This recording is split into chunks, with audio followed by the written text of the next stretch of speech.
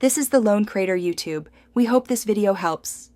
You start by confirming the usable balance and registering the Visa gift card in your name. This prevents address mismatches. Once done, log into eBay and decide whether to use PayPal or direct checkout. PayPal often accepts registered cards more smoothly.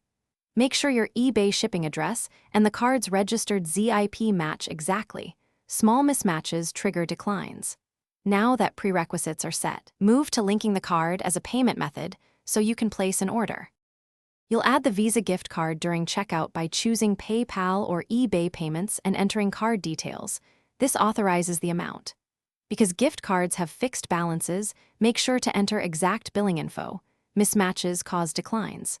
If your purchase is higher than the card balance, you need to split payment, use another card or PayPal balance for the remainder, or buy an eBay gift card. Once the card is accepted, you'll see a partial or full payment authorization and can proceed to confirm the order. You finish by confirming the authorization and placing the order. Save the receipt and authorization code in case you need a dispute. If the transaction is declined, first recheck the card balance and that the billing ZIP and name match eBay exactly. Next, call the card issuer to clear any holds or activation issues. Sometimes a small pre-authorization helps. If problems persist, use split payment with another card or purchase an eBay gift card and retry. That resolves most remaining obstacles. Thanks for watching. Consider subscribing if we helped you.